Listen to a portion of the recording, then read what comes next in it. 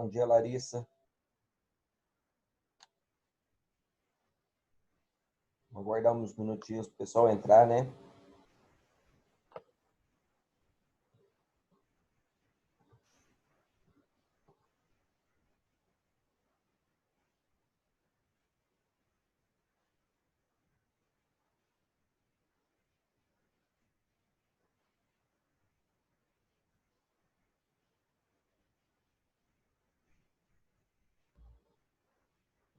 Bom dia, Larissa Ferreira.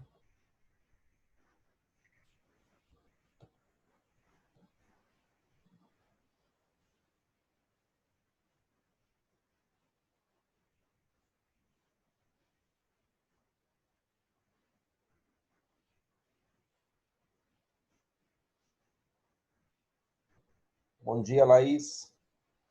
Bom dia. Preparado para mais uma aula de hoje? Sim. Vou esperar uns minutinhos para os meninos começarem a entrar para a gente poder começar a aula.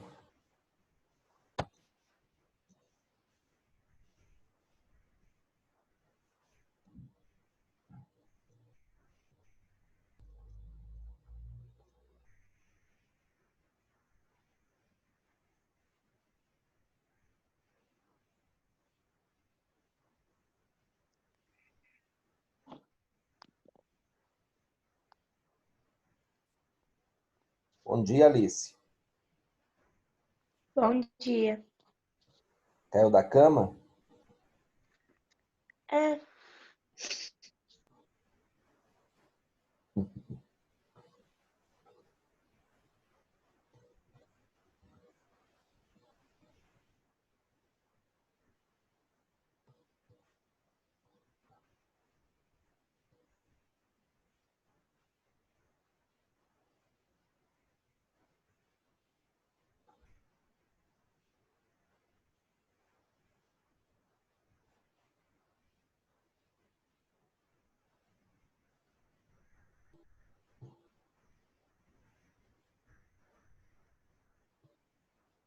O que vocês acharam da aula de ontem? Ficou fácil?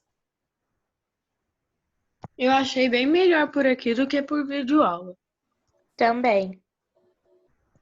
Ficou mais fácil de entender? Sim. Nossas aulas agora eu vou ver se eu consigo sempre fazer por aqui agora. Aí depois eu vou subir essa gravação pro YouTube. Bom, Como? depois eu vou subir essa gravação nossa pro YouTube. Ah, sim. Aí fica mais fácil de vocês estudarem. Tem muita coisa aqui que não tem na apostila, tá?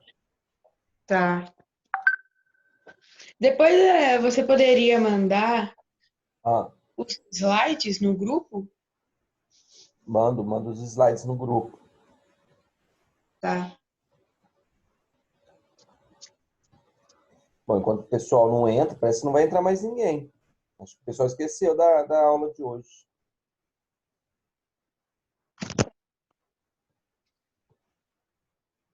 Tá entrando o Edu agora e o Miguel.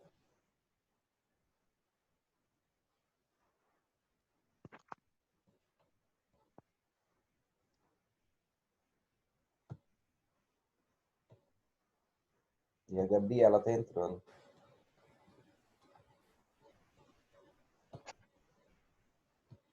Pedro Henrique, João Pedro, Lucas, Helena. Bom dia. Bom dia, tudo bem? Tudo bem, e você? Eu estou bem. Por que vocês não colocam a carinha de vocês aí, hein? Por que não? Tá descabelada, né? Ah, peguei no pulo.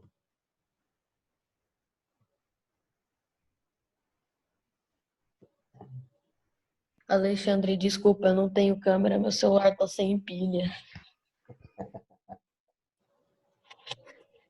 Falar nada, não. Oba! Bom dia aos que entraram agora, né? Bom dia!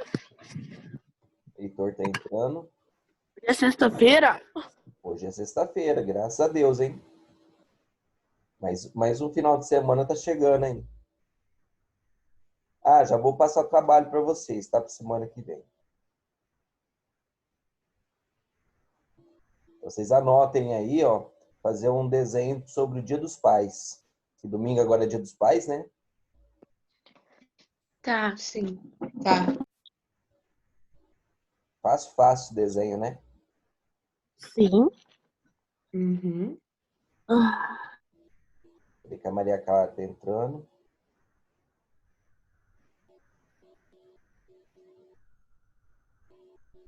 Bom, eu vou começar a aula, senão a gente não dá conta, não. Nós temos muita coisa para ver ainda. Nós temos slide que não tem nem aqui na apostila sobre folclore, que nós começamos a ver o ano passado e a gente não terminou. Lembra desse trabalho que a gente fez sobre Parintins, Sim. sobre os índios e sobre o Ah, folclore. Então, eu fiquei de passar o slide para vocês, mas o ano passado não deu tempo. Então, esse ano, como esse mês é o mês do Alexandre. folclore, então eu quero dar esse mês agora, esse bimestre agora.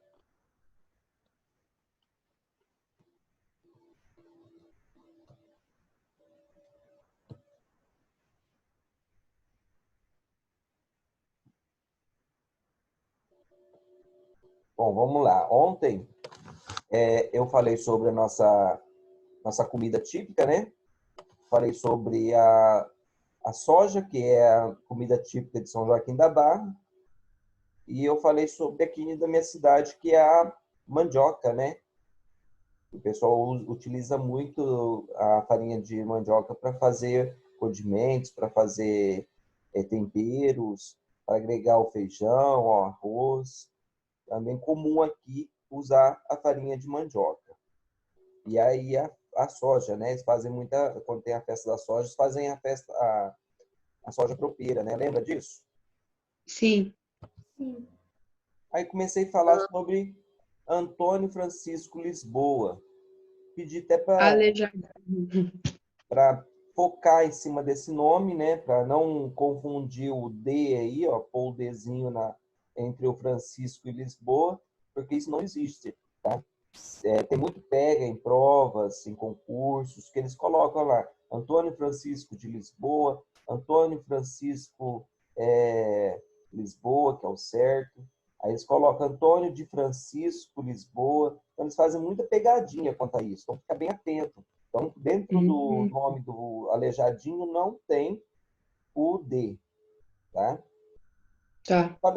Falei que ele morava, que ele nasceu em Vila Rica, né, que atualmente é Ouro Preto, que a maior parte das suas obras de arte, tanto esculturas, tanto pinturas, ficam lá em Ouro Preto. Até tem uma catedral lá muito bonita, que eu vou mostrar mais para frente, onde ficam os 12 apóstolos que ele fez de pedra-sabão. Tá? Aí embaixo tem uma palavrinha desconhecida chamada alforriou, que concedeu liberdade ao escravo. Tá? Vocês verem essa palavrinha por aí na apostila de vocês, aí vocês vão lembrar que é liberdade ao escravo, né? Ao escravizado. Depois, nesse slide aqui, ontem, eu mostrei para vocês o leitão, a pururuca, né? Falei que o judaísmo, né, considerava a carne de porco imprópria, tá? Impura, né? Então, eles não comiam carne de porco. E aí, nessa mesa aí, Jesus quis descobrir quem que era o traidor, né? Aquele que comesse a carne de porco que estava em cima da mesa era o traidor. Então era Judas, né? Que era o traidor, né? Depois, comecei a falar também um pouquinho sobre Leonardo de Ser Piero da Vinci, ou Leonardo da Vinci, né? Mais conhecido. Então falei que ele era um polímata, né? Falei que ele tinha várias especificações e que ele foi um grande artista aí do Alto Renascimento, né? Então, nós tivemos esse Alto Renascimento como um novo movimento depois da Idade Média, lá da Idade da Pedra Lascada, lá que eles falavam, né? Aliás, da Idade das Trevas, não da Pedra Lascada, das Trevas, tá? E aí, o que aconteceu? Ele foi um revolucionário. Ele fez grandes obras, ele fez grandes exemplos que até hoje a gente segue, que é o livro dos órgãos humanos, do corpo humano, né? E nós, médicos e fisioterapeutas, utilizamos muito esse livro ainda hoje, tá? Então, ele é uma referência. Lógico que eles melhoraram um pouquinho mais as fotos, na época era pintura, hoje é mais fotos no livro, mas é referência de Leonardo da Vinci, tá? Dúvidas sobre isso? Ô, professor, é Leonardo da Vinci ou Da Vinci? Muitos falam da Vinci, da Vinci. Do certo era da Vinci, né? Mas o pessoal fala da Vinci, é o mais conhecido, Antigo, tá. tá? Então, Talvez pelo jeito italiano? é italiano. Depois, nós temos aqui no nosso próximo slide, que essa aqui, nós paramos aqui ontem, né? Que Sim. aqui tem um livro, ó. Tá vendo a capa do livro aqui, como era do lado esquerdo nosso aqui, ó? Eu não sei se vai aparecer a setinha aí. Aparece a setinha mexendo aí? Sim. Aparece.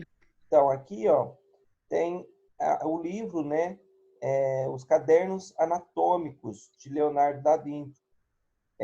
Lá nesse desenho, ele tinha 520 páginas, né, nesse livro, aliás, e com 1.200 desenhos, tá? Então, ele fez praticamente a dissecação, tá? Ele abriu o corpo humano, tá? Dissecar seria abrir o corpo humano e estudar aquelas partes onde era a inserção de cada músculo. Inserção é onde era grudado cada músculo, tá? E aí, o que eles faziam? Ele pegava, começava a fazer a anotação, fazia a ilustração desse desenho, tá? Para dar referência aos médicos, aos fisioterapeutas, aos futuros profissionais da saúde, para entender melhor como seria o corpo humano. Então, eu considero o corpo humano como a perfeição da natureza. Então, o nosso corpo é perfeito. Quem estraga ele somos nós mesmos. Então, fiquei com dor no joelho, estou com dor no braço, mas é devido às disfunções que a gente faz com o corpo. Como assim disfunções? Os exageros que a gente faz com o corpo. É só exercícios errados ou movimentos errados? Não. Exemplo, bebida, cigarro, tudo isso prejudica o nosso corpo, tá? Comer na hora errada, comer coisas impróprias para o nosso organismo, isso tudo prejudica. Então, quem estraga o nosso corpo é a gente mesmo, tá? Aí nós temos aí, ó, do lado direito nosso aí, a Mona Lisa, tá? Muitas pessoas acham que a Mona Lisa é tudo junto, escreve tudo junto, mas se atentem ao jeito que se escreve, tá? Então é Mona Lisa. Então significa a Senhora Lisa, né? Também conhecida como a Gioconda em italiano, né? Então tem aí vários adjetivos que eles usaram para essa imagem. E essa imagem é bem famosa aí, né? Todo mundo conhece ela, é muito usada em comerciais de propaganda aí, ó. Então eles utilizam essa referência, por quê? Por que, Laís, que usa essa imagem da Mona Lisa para comerciais de televisão? Como? Por que usa a Mona Lisa, a imagem dela, em vários programas de televisão, em vários comerciais? Ai, eu esqueci. A Mona Lisa foi uma das principais pinturas que representavam o Renascimento? Isso. Foi uma das principais pinturas do Alto Mas, Renascimento. mas tinha outra coisa que eu esqueci. Eles utilizam muito a imagem dela, tá? Em comerciais, em publicidade, porque a imagem dela chama muita atenção. É uma imagem conhecida, tá? E eles sempre utilizam essa imagem para divulgar melhor os seus produtos, para chamar a atenção do observador. É muito popular a imagem dela. Então, a hora que a pessoa bate o olho na propaganda e veja a Mona Lisa, tanto em outro caráter ou de outra forma, mas que lembra ela, as pessoas passam a observar melhor o comercial, tá? A propaganda daquele produto. Então, a maioria das pessoas, assim, a maioria dos comerciais utiliza essa imagem da Mona Lisa aí. Então, ela é muito popular, né? Lembra que eu falei isso em sala? Deixa eu aceitar a Júlia aqui, que a Júlia e o Daniel estão entrando atrasado. E o Paulo também.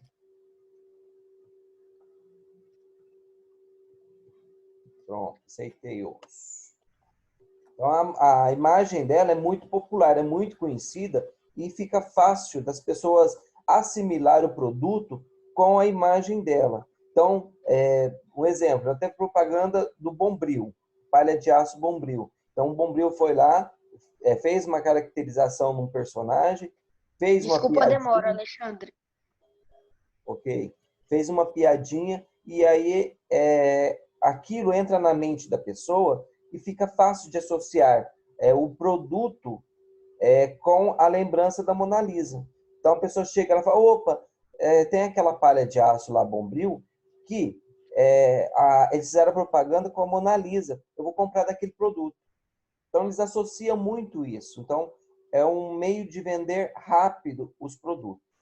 Tá? Professor, igual aquela foto que ela tava com o celular na mão lá da selfie. Isso. Nossa. Você viu lá no capítulo anterior, Não tem tinha a Mona como Lisa, né? esquecer isso quando, por exemplo, se for pôr não sei, numa oferta, por exemplo, não tem como esquecer, né?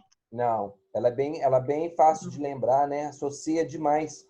É fixa na mente, porque ela é muito popular, né, essa Mas imagem. Eu acho que queria todo falar mundo uma conhece a Mona coisa. Lisa. Eu queria falar uma coisa. Diga. Eu ainda acho que a Capela Sistina é melhor que a Mona Lisa.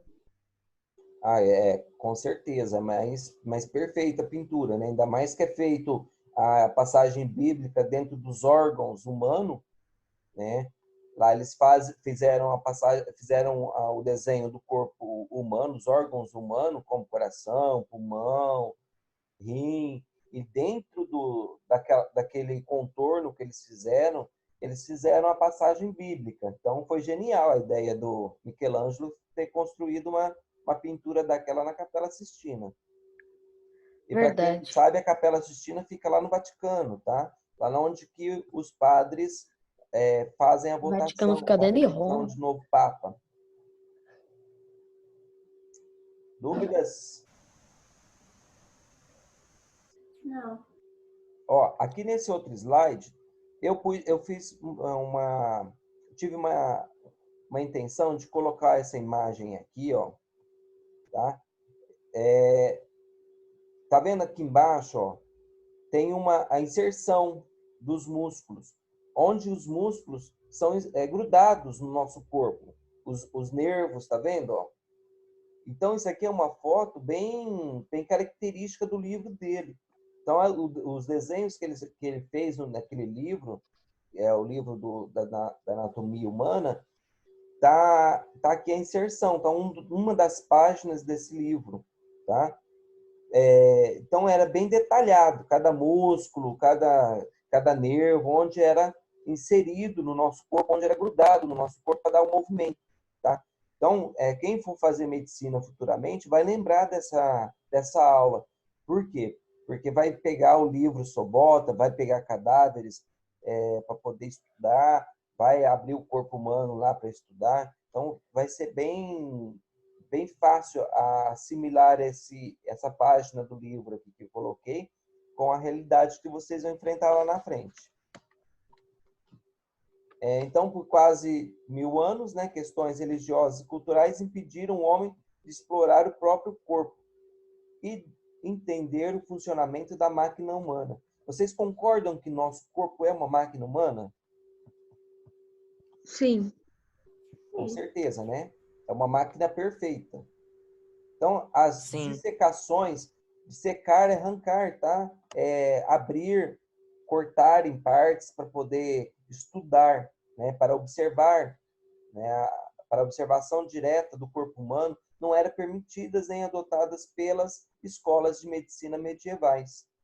Então, eles não deixavam a pessoa abrir o corpo. Eles achavam que era desrespeito, tá? No entanto, quem for fazer algo especificado à medicina, à área da saúde, antes de entrar em laboratórios de anatomia, a gente faz uma oração pedindo permissão aos mortos para a gente estudar o corpo deles. Porque são cadáveres, são pessoas indigentes que estão lá, tá? Então, a gente faz essa oração, entra na sala de anatomia, aí o instrutor vem, coloca as partes do corpo humano, como pés, mão, barriga, etc. E você, antes eu mexia não era nojo, eu tinha receio de ser contaminado, de pegar alguma doença, alguma coisa, eu usava muita luva. Mas depois, com o passar do decorrer do estudo, eu já tirei a luva, já coloquei a mão no corpo mesmo, é geladinho, tá, pessoal? É bem interessante, é bem gostoso de estudar o corpo humano, tá? Então é bem bacana. Quem for fazer... É meio... Fica meio com medo na hora que você vai usar para pedir para entrar. Eu também tinha muito medo, não vou negar, não. Tinha muito medo. Mas depois que você acaba acostumando, porque é praticamente quase todo dia durante a aula da faculdade, você vai para a sala de anatomia. E tem prova de anatomia, aí eles colocam a peça lá para você... Eu falo peça, é a parte do corpo humano, tá? É o corpo mesmo, partes verdadeiras mesmo. Eles colocam lá, numeram aonde eles querem que você responde, aí você vai lá, escreve na folha e depois entrega para eles. É assim uma prova de anatomia, tá? Então é bem, bem gostoso. No começo eu fiquei 1 mês sem comer carne. É um pouco assustador. No começo eu fiquei 1 mês sem comer carne de panela, porque a carne que a gente estava estudando do corpo Lembra muito? Pura. Oi?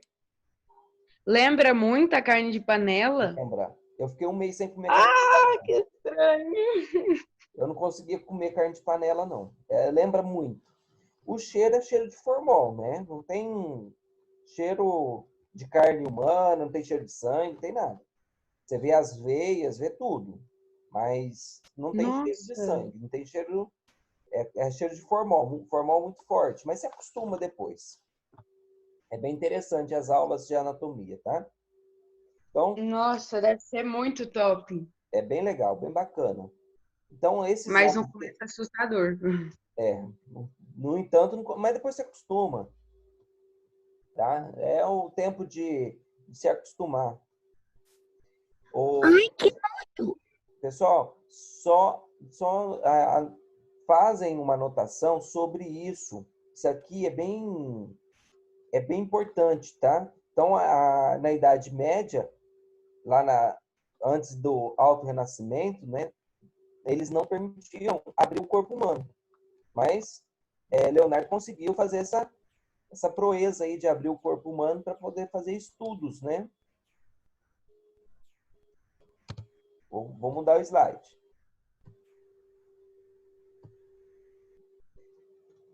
Ali eu tinha colocado que é um polímata. Então, só para reforçar. Então, é uma pessoa cujo conhecimento não está restrito a uma única área. Então, lembra que eu falei sobre o Leonardo, que ele era um polímata? Tá? Ou um polimata? Mas tem sempre no I ali, né? Então é polímata. Então quer dizer o quê? Que ele tem vários conhecimentos de várias áreas aí, abrangendo a sua extensão aí, né? Então sempre está aprendendo cada vez mais, sempre em busca do saber. É o que nós devemos fazer sempre. Então, a alta renascença, ou alto renascimento, ou alto renascimento, apresenta na história da arte o ponto culminante da arte da Renascença italiana, entre 1450 e 1527. Isso aqui é só para reforçar aquele slide lá que eu falei do Leonardo da Vinci lá, tá? Então, o alto renascimento, a alta renascença, é o ponto mais importante que teve na mudança da Idade Média para o novo renascimento aí, tá? Então, foi entre 1450 e 1527. Foi uma transformação, uma modificação, tanto de forma de pinturas, tanto em forma de esculturas. Então, mudou muito os critérios. Então, o renascimento ou renascença é um termo utilizado geralmente para identificar, um amplo movimento cultural que atingiu a Europa Ocidental entre os séculos 14 e 16. Dúvidas sobre isso? Não.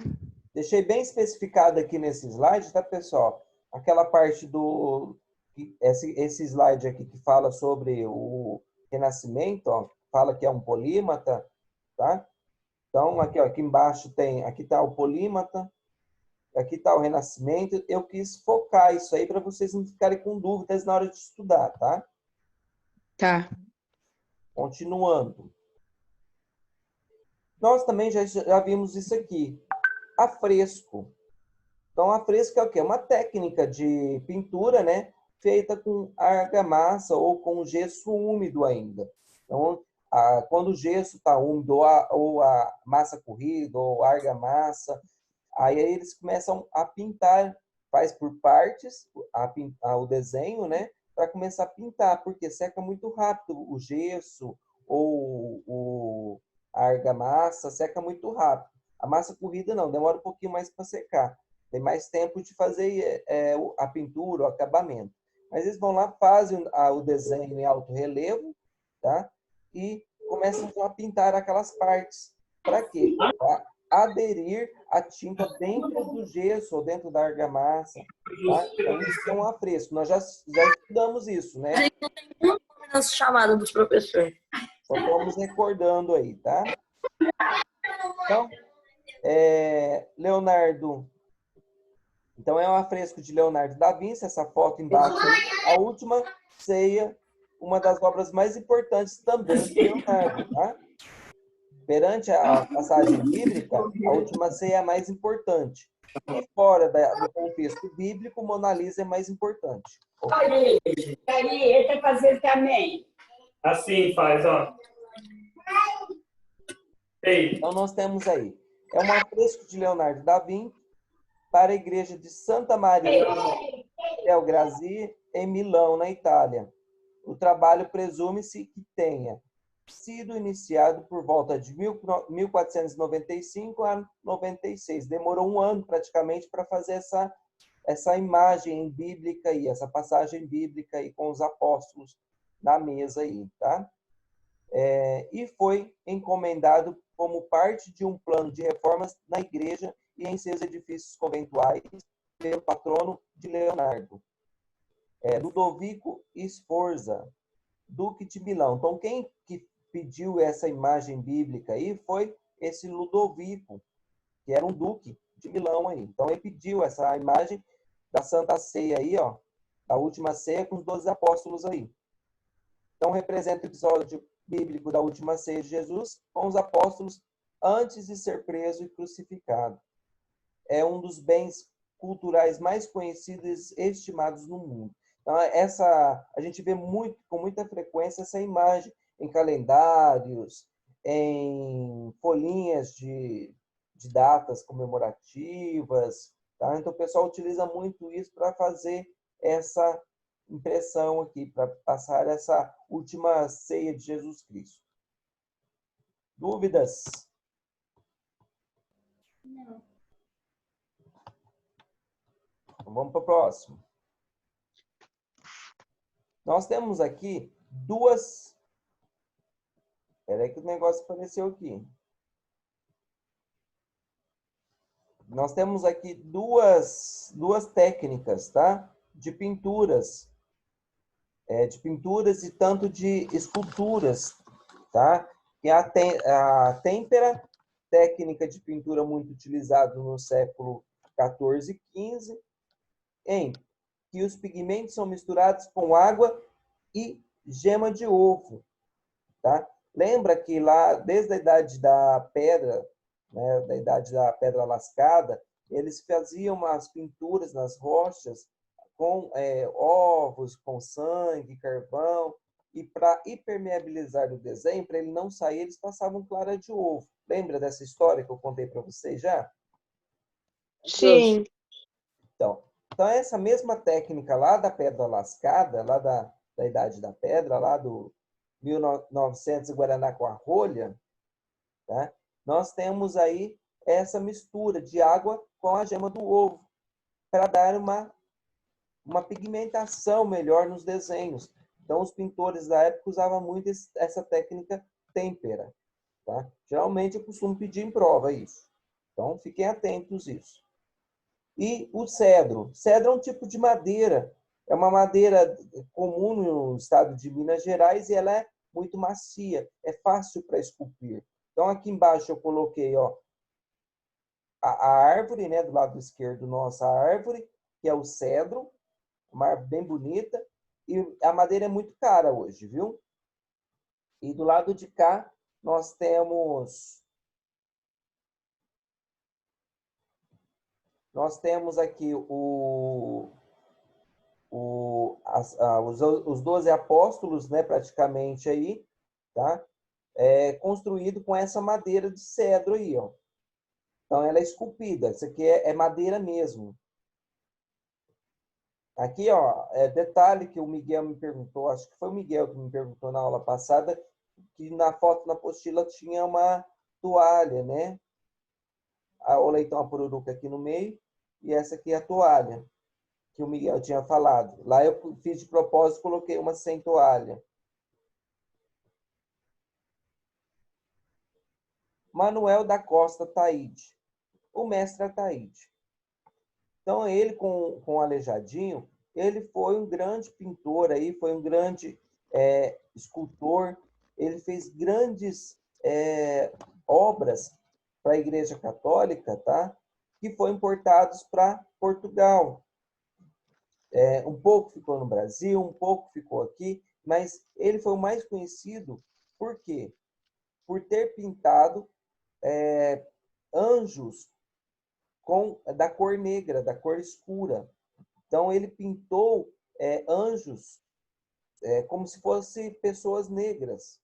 Então, ele foi o único que que desafiou a igreja, que desafiou as leis, as regras da natureza física, da ideia física, de que os anjos eram brancos, né? Então, ele quis fazer algo diferenciado e pintou os anjos de negros, tá?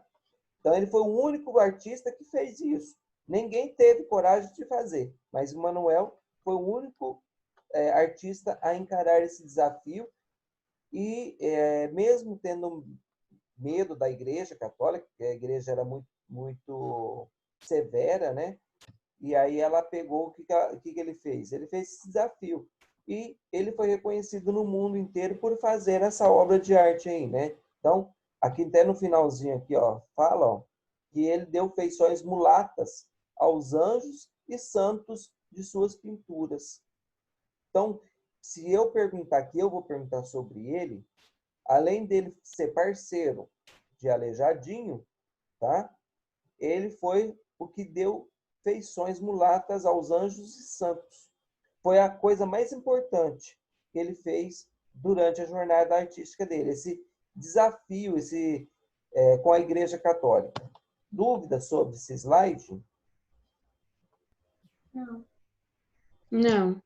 Bem fácil de falar sobre ele. Aqui tem muita coisa falando, ó, não sei se vocês leem sobre sobre o artista, a biografia dele, mas eu acho mais importante isso, colocar na prova que ele foi companheiro, foi de Aleijadinho, e que ele fez as feições mulatas dos anjos e santos, é o principal. Para mim já está válido, já ganhou certinho na prova, certo? Oh. Não precisa colocar muita coisa na prova para falar dele, não. É bem, bem básico. Tá. Vamos dar. Dúvidas sobre isso? Não. Não. Aqui, ó, é a imagem que ele fez, tá? Então, a glorificação da Virgem no teto da igreja Ordem Terceira de São Francisco de Assis, em Ouro Preto. Essa imagem ele fez aqui no Brasil mesmo. Ele fez no teto dessa igreja lá em Ouro Preto. E aqui, ó, na apostila de vocês vai estar mais próximo, eles aproximaram. Eu não consegui pegar a foto para vocês, para mostrar para vocês, mas depois vocês pegam na apostila de vocês, tem os anjos, tá? Aqui em volta aqui, ó, tudo os anjinhos, ó. E eles são tudo mulatinhos. São tudo da cor escura. Bem bacana, né? A imagem aí tem na página 5. Isso, eu não sei, eu não lembro a página, mas a Laís falou? É. Tá, então depois vocês olham na página 5, tá bem próximo ali, ó. É bem bacana essa pintura, é genial, eu achei ele intelectual, tá? Ou seja, ele não fez diferenciação de raça, né? Ele mostrou que os negros, né, os mulatos, são iguais aos brancos. E na realidade são, né? Não tem que ter preconceito, não tem que ter diferenciação de raça, de cor, não é isso. Somos iguais perante a Deus. No entanto, Nossa Senhora Aparecida é mulata, né? Sim. Bom, aqui, ó, nós temos a Santa Ceia de Antônio Francisco Lisboa. Tá vendo aqui ao fundo aqui, ó? Tô passando o mouse aqui, não sei se vocês estão vendo aí, ó. Ó. Essa igreja ao fundo aqui, ó, é a igreja que tem na frente os 12 apóstolos, que numa outra foto mais à frente vai estar bem, bem, bem fácil de ver, que foi feito os 12 apóstolos, a escultura do Aleijadinho aí, que foi feita com pedra sabão. Professor, Oi. essa parte aí é os passos de Cristo, não é? Da Isso, paixão? os passos de Cristo. Então, as 6 capelas aqui, ó, eu numerei, tá vendo? Ó, 1, 2, 3, 4, 5, 6. Então, tem seis capelas aí, tá? Presentes nesse santuário. Então, na frente da igreja aí, ó, tem essas 6 capelas, que mostra a passagem, né, de Cristo. Como foi a tortura dele, como foi a crucificação, como foi pego. Então, tem várias passagens, tá? Dentro dessas capelas aí. Ó, a primeira aí, ó. Dentro daquelas capelinhas, tá? Ó, tá vendo que aqui é uma capela, tipo uma casinha, ó. Ó. Tá vendo? Número 1, número 2, cada uma é uma casinha. Dentro dessas casinhas, o pessoal vê, através de uma grade, essas passagens aqui. Então, a primeira capela é a Santa Ceia, onde que reuniu os apóstolos, tá? Escolheu quem eram os apóstolos. Depois, terceira aqui, ó. Aliás, segunda, né? Logo abaixo aí. Que é a capela, o Monte das Oliveiras, né? Depois, a terceira, a prisão de Jesus Cristo. Vou mostrar outro slide para continuar as capelas, tá? A quarta capela, flagelação e coroa de espinhos. A quinta, cruz nas costas. A sexta, crucificação. Então, fala a passagem certinha que Jesus Cristo teve perante a Bíblia, né? Então, lá dentro tem essa ilustração. Essas esculturas aí, quem fez foi o Aleijadinho, e tudo em cedro, na madeira cedro. Então, foi tudo esculpida, tudo trabalhada. O Alexandre, Oi? sua voz está travando. Minha voz tá travando? Uhum. Tá, vou repetir. Essa madeira aí, ó, que eles trabalharam é um cedro. Então,